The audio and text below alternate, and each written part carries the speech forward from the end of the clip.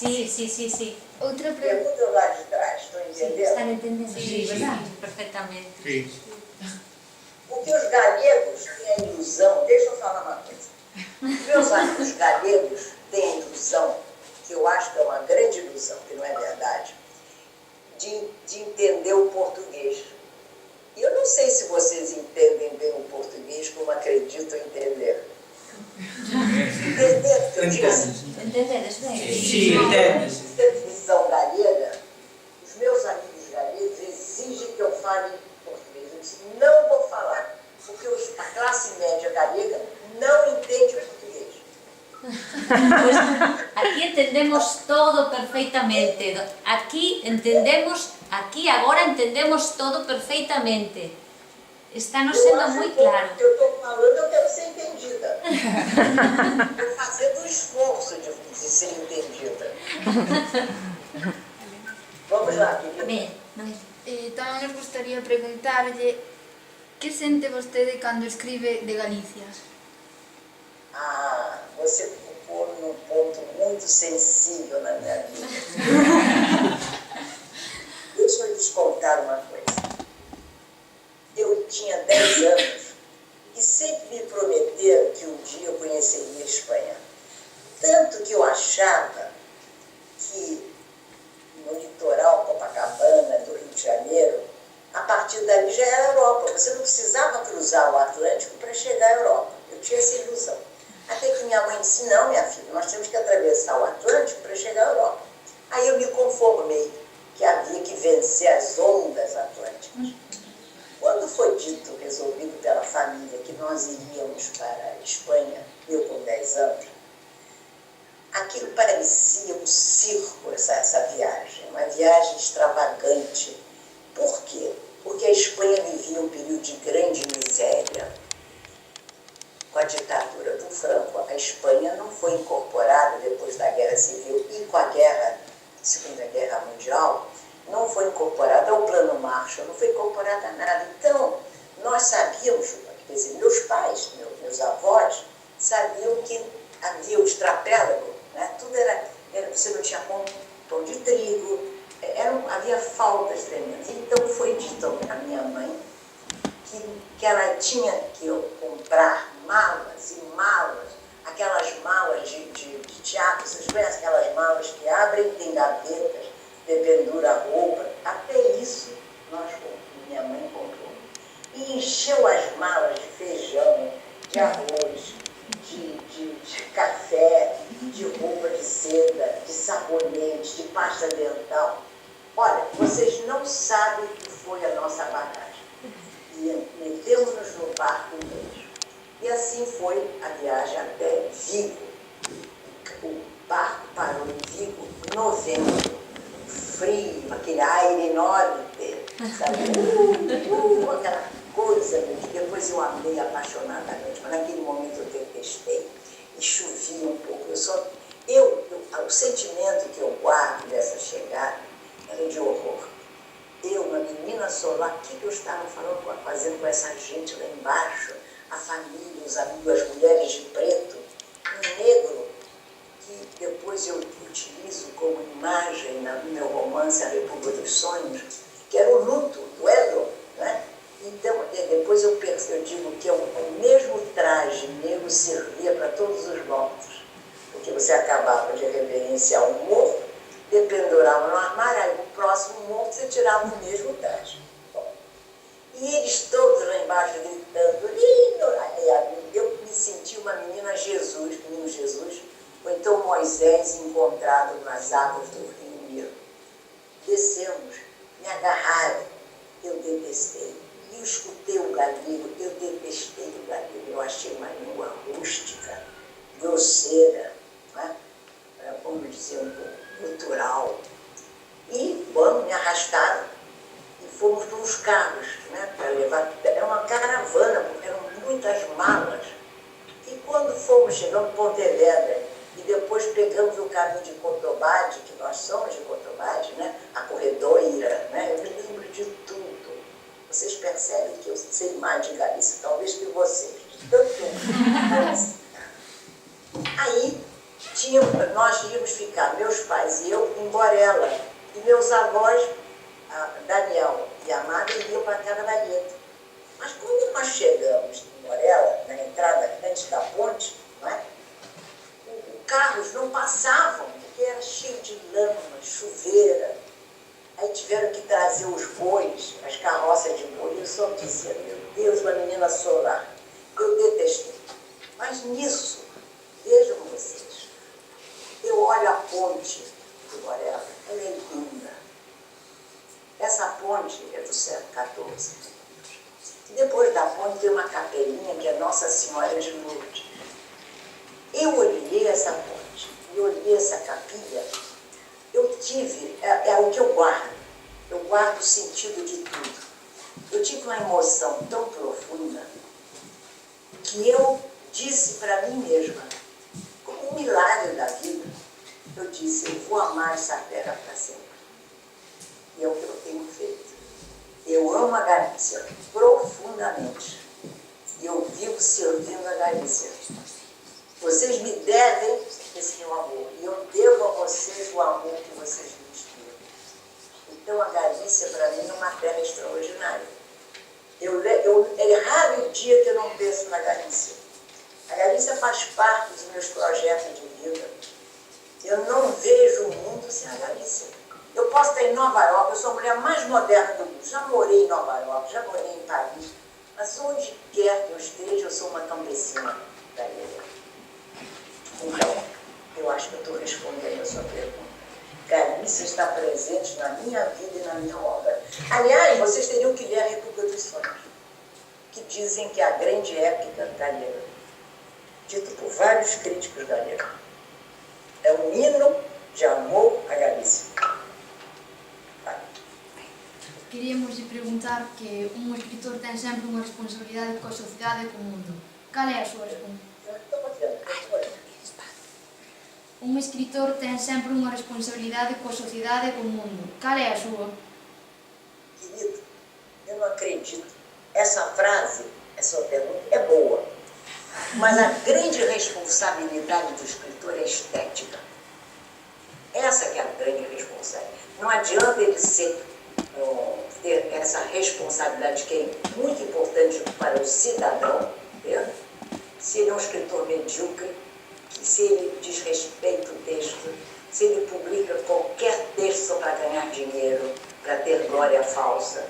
A grande responsabilidade do escritor é estética, é fazer uma obra séria, fazer uma obra que poderia perdurar, uma obra que enriqueça a língua do país, o imaginário do país, que dê honra à literatura do seu país. O resto vem depois.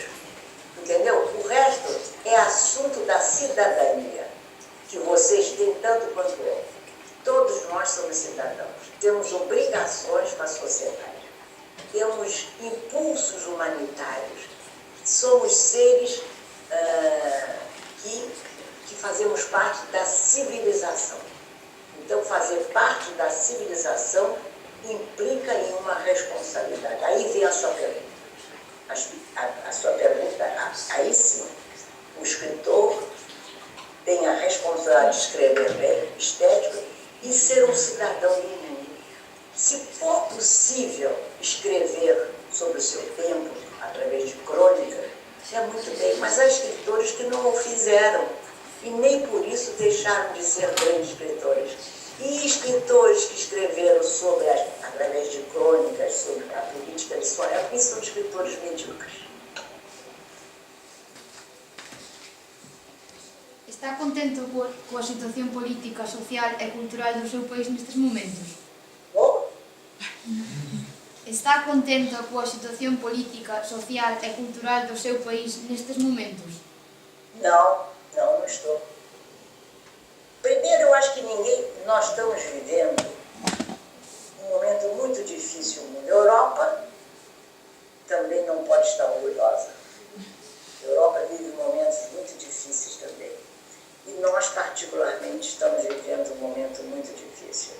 Mas eu tenho certeza que nós haveremos de superar essas dificuldades terríveis, vencer os desacordos internos, chegarmos a uma construção cívica importante, mas sempre dentro do espírito da lei.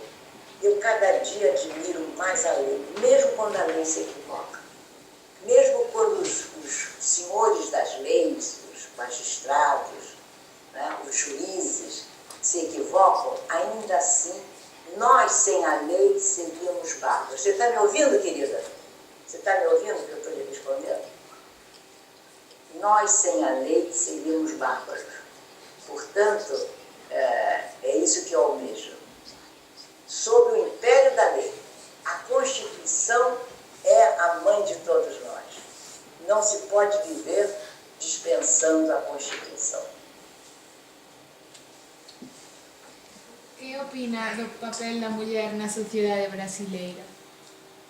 Eu vou dizer uma coisa, eu preferia que você me perguntasse o papel da mulher no mundo. Sabe o que é? Era a seguinte, Era a seguinte. Hein? Era a seguinte pergunta. Não, o papel da mulher na sociedade varia de país para país, dependendo da situação econômica do país, do respeito às leis, se é um país democrático, se é um país autocrata, se é um país ditatorial. Tudo isso influi no tratamento dado à mulher. Mas, de todos os modos, nós podemos considerar que a mulher tem sido uma cidadã periférica, de segunda categoria, porque ela não vem avançando, mas ela não está no centro do poder decisório, quando metade da população do mundo é constituída de mulheres. Portanto, as mulheres vivem sob a tutela das decisões masculinas. Isso em qualquer país. Há países muito mais adiantados, onde os movimentos feministas avançaram muito e exerceram um papel fundamental para o reconhecimento da cidadania da mulher. O que opina sobre o papel da família na conformação das pessoas? A família, eu acho fundamental. Nós sempre acreditamos, quando somos jovens, que a família é indispensável. A família, ela cria obstáculos no seu progresso, ela é anacrônica, ela é conservadora, como que dificulta a sua ascensão no mundo, a sua maneira de reconhecer o mundo. É natural, porque cada geração mata a geração anterior. E nisso vai pai, vai mãe, vai irmão. Você vê, ao longo da história, entre reis, historicamente ou simbolicamente, há a figura do parricida, o filho que mata o pai. Isso sempre houve na história. Ou seja, a inclinação de cada geração de suprir a anterior, eliminar a anterior. E nisso vai família. Mas eu acho que a família é fundamental. Ela é o teu berço. Ela dá a você as noções fundamentais e fundacionais do teu ser. É a família que te conta as primeiras histórias, pronuncia as primeiras sílabas. A família canta para você dormir as palavras, os berços. Né? A família te produz. Sim. Está vendo o problema aí? Já passou. Já está, já passou. Eu estou achando que vocês não estão prestando atenção. Vocês estão prestando atenção no que eu estou dizendo? Estão ouvindo bem? Sim. Compreendo. Então olhem para mim. Eu não gosto de ficar olhando para os lados. Vocês me olhem. Eu estou olhando vocês. Eu vim de casa para essa entrevista. Então eu quero que vocês me olhem, porque eu estou olhando vocês. Tá bom? Aí eu vou me sentir animada. Eu sentir que vocês gostam de mim. Então voltemos a falar. Então, eu acho hoje, com a minha idade, com a minha experiência de vida, eu cada vez mais agradeço a família que eu tive. Modesto ou não, Foi a família que eu tive, que me deu as mãos, que me ensinou a beijar, que me acariciou, que me deu as noções de que eu era de uma família galega, que eu era de uma aldeia, para que eu não esquecesse que eu sou de uma aldeia, para eu não esquecer que eu saí de um país, de uma nação, de uma região pobre, que sofreu humilhações históricas, para que eu pudesse, com isso, defender os humildes, defender os espezinhados. Foi a família que me deu essa noção, não foi a escola. A escola é muito importante para educar, para transmitir saberes, mas há saberes fundamentais que constituem o seu caráter, a sua integridade moral e ética, provém da família. Quem é que pode dizer que uma mãe não foi essencial para você entender o mundo dos sentimentos? Você entende? Nós temos que pensar nisso. Esse negócio de ser moderno, tem que eliminar a família, eu escuto e acho graça. Eu só penso, daqui a alguns anos você vai ver como a família é um pilar da sua resistência, para você não desistir de viver, para você ser capaz de honrar as ensinanças que você recebeu, se você acha que elas são interessantes, porque pode ser que você acrescente outras. Eu sou alguém que me atrevi a contestar a família, mas eu fui muito esperta. Eu não desafiei minha família diretamente. Eu pensei o seguinte, de todo o coração, eu disse, eu vou ter a minha liberdade, eu vou ser uma mulher independente, soberana, autônoma, vou fazer tudo que eu quero, dentro da lei, do espírito da sociedade, mas não vou perder a minha família ao mesmo tempo. Eu quero a chave da casa, mas eu não vou perder a casa de onde eu me originei. E canto hai de autobiografía na súa obra A República dos Sonhos? Agora eu não ouvi. Canto hai de autobiografía na súa obra A República dos Sonhos? Muito bem. Olha, muita gente, ouviu, querida, acha que é muito autobiográfico, mas eu diria que tem traços, que eu desfrutei da grande experiência familiar e da minha origem para poder fazer esse livro. Esse livro teve a intenção de fundir duas grandes culturas e duas grandes civilizações, a brasileira e a que vinha da Europa, especificamente da Espanha e mais especificamente da Galícia. Eu achei que para fazer uma grande reflexão histórica sobre o Brasil, dentro de traços novelescos e romanescos, eu teria que ter um ponto de vista do Brasil, coisa que eu faço, e um ponto de vista da imigração. Porque eu primeiro pensei que esse ponto de vista de análise do Brasil deveria ser dos viajantes do século XVIII, início XIX, que vinham da Europa, viajaram, conheciam o Brasil e escreveram sobre o Brasil. Muitos livros importantes, sobretudo os alemães, enfim, franceses mesmo.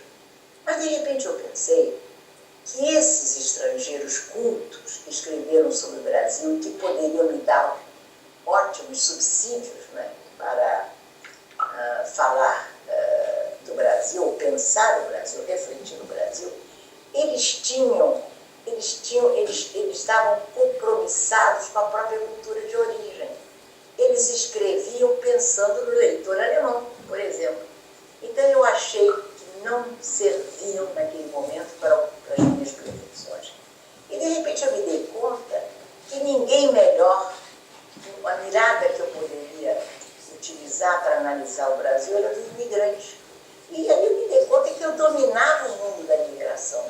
Eu dominava sobretudo o mundo da imigração galega. Eu dominava sobretudo o mundo, a Galícia que eu conheci.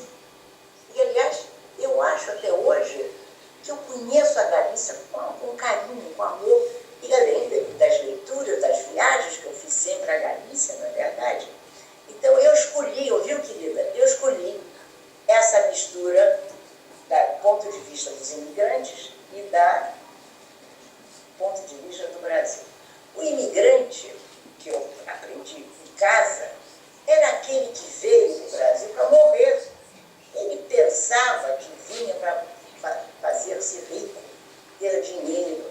Sim, podia acontecer através de enormes sacrifícios. Mas, de verdade, ele veio para o Brasil para fazer filhos, para fazer a América, a fazer as Américas, né? Quando fazia as Américas, se dizia antigamente, né? De modo que essa parte da minha vida eu aproveitei no livro. Uma outra pessoa, o chefe da clã desse romance se chama Madruga. Claro que o nome me fascinava do famoso Madruga, né? O Castelão, né? Mas a personalidade Madruga do meu romance, eu me inspiro um pouco no meu avô Daniel, que foi um homem que eu amei profundamente, até hoje uma presença forte na minha vida, não é? E tanto que é interessante, ele também, o personagem perdeu o dedo como meu avô Daniel.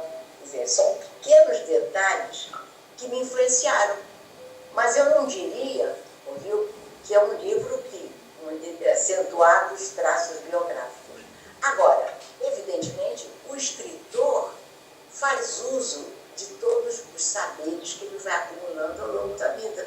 E esses saberes se misturam, né? Como se fosse assim, um ingrediente de que vai ser um cake, um bolo, né? Na tarta. Então, tudo você aproveita. Você não pode se dar ao luxo de jogar fora, de tirar pedaços da tua vida. A tua vida é fundamental para a tua literatura. Quando os franceses, uma certa vertente crítica da França, dizia que o autor devia estar ajeno, alheio à própria obra. É uma mentira. É uma falácia. Como é que eu vou estar alheia à minha obra se a minha vida está nessa obra? Se eu vivo a minha vida todos os dias, como é que eu vou me desvencilhar de mim? Como eu vou dizer, Nélia, vai embora que eu quero ficar sozinha com a escritora. A Nélia tem que estar presente, eu sou a escritora. Agora, quando eu escrevo, eu empresto à minha voz uma noção coletiva, multiplural, porque eu acho por isso que eu acho que o personagem não é único, não é singular. O personagem, para mim, não é? Ele é arquétipo, eu dizer que ele é um arquétipo. Ele embasa todo mundo. Por isso que, de repente, um chinês pode ler Don Quixote. Como é que o chinês ia ler Don Quixote se nos personagens Sancho, ou na Maritornes, ou na Tobaso, o que seja, não estiver o chinês? A grande obra de arte fala para todo mundo. Ela tem uma transcendência mágica, misteriosa, que comove todos. Vocês olham, por exemplo, agora vai fazer 400 anos, o Jerônimo Bosch, vai haver um documentário aí na Espanha que vocês devem ver. Eu fui convidada, eu estava em Madrid para falar sobre Bosch. E foi uma emoção muito grande, porque eles esvaziaram o prato para que eu falasse, porque foi filmado no salão do Bosch, onde tem o Jardim das Delícias. Né? E você vê o Jardim das Delícias. O Bosch era mas o que ele faz diz respeito aos traumas humanos, aos desesperos humanos, ao inconsciente humano que é perturbado e desordeiro. Não há nada do humano que não está lá dentro do Bosch. O Bosco, como eu disse, Bosch, mas os espanhóis traduzem tudo, não é isso? É o Bosco. Então, com isso eu quero dizer, meu querida, eu estou na República como eu estou em todos os meus livros. Agora, não assumindo uma primeira pessoa, não de forma biográfica. Agora, tem livros de memórias que já são publicados no Brasil. A mesma memória é contaminada pela geração. Eu não acredito na memória que despeja merece interpretações inusitadas da realidade. Pois... Dona Nélida, xa para rematar a entrevista, que lle podería recomendar a estas alumnas, a estas xóvenes, a estes xóvenes que empezan a vida ahora, que están empezando, teñen entre 16 e 17 aniños, xa para despedirnos, que lle podería decir? Como unha recomendación de vida. Eu penso, olha, é muito difícil você aconselhar, dizer para os jovens, né? Mas, sobretudo, propor-lhes uma estreia dialética, né? A liberdade e a responsabilidade, né? Que vocês, em busca da liberdade, do vosso caminho, evite magoar as pessoas. Que às vezes você tende, na ânsia de buscar o seu caminho, nós ferimos, machucamos o próximo, até familiares, amores. Evitem muito magoar o próximo. É difícil, porque também a gente aprende magoando, ferindo, golpeando o próximo. Isso é uma coisa que eu diria. E, ao mesmo tempo, não hesitem em assumir riscos, que o risco é redentor. O risco também te dá uma plenitude que a acomodação excessiva não te dá.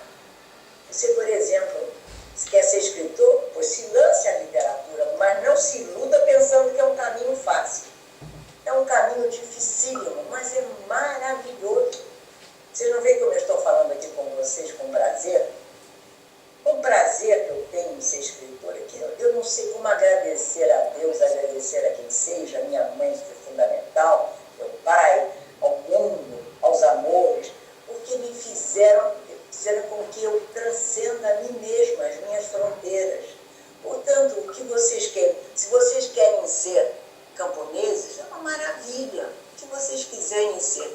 Agora, eu gosto muito da dignidade, ouviu, meus queridos? Eu gosto da dignidade. É um pouco anacrônico, né? Pregar a dignidade num mundo tão descontrolado, em que você vê a corrupção predominando, a falta de um código ético. Será que vale a pena criar ética, criar um pensamento que diga respeito ao seu sonho de homem, de mulher? Tudo isso vocês vão descobrir. Eu acho que vale a pena ler muito, o saber, eu acho extraordinário. Eu fico fascinada com o regalo do saber. Não é a cultura pela cultura, para você se exibir, não. É o prazer que vai lhes dar saber, conhecer as coisas. Vou lhes fazer uma confidência, vocês vão ficar horrorizados. Esses dias, eu estou estudando o ofício de butcher, né? Açougueiro, né? Que trabalha, que destrincha os animais. De carniceiro. Butcher. Carniceiro. Como? Carniceiro. Isso, carniceiro. Vamos pensar, o que tem a ver com a minha literatura? Pois eu estou aprendendo expressões, os gestos com que eles fazem, eles vão destrinchando a carne. Como eu não vejo, não se vê o sangue, mas eu fico impressionada como o ser humano pode dar dignidade ao seu ofício, quando ele ama o seu ofício. Vocês galegos, ali em Cotobade, queridos, nós somos famosos pelos canteiros, fomos, agora não sei se ainda, pelos canteiros, né? Trabalhava a pedra com cinzel. Eu já vi canteiros trabalhando a pedra assim, ó. Mas assim. Tiravam o polvo do tempo, como se aquele polvo estivesse a serviço da Catedral de Santiago de Compostela. Aí ele fazia assim, com a mão, para testar a suavidade da pedra. Se ele conseguira limar a pedra de tal modo que parecia uma pele humana, uma seda. É isso aí, queridos. Sobretudo, eu que gostaria que vocês fossem felizes. Rissem. Rir é uma maravilha. Muito bom. E ter a coragem de defender algumas ideias também é muito importante. Porque mais, eu podia falar a vida inteira e vocês vão se esquecer de tudo que eu disse. Mas então, tive muito prazer em conhecê-los. Sobretudo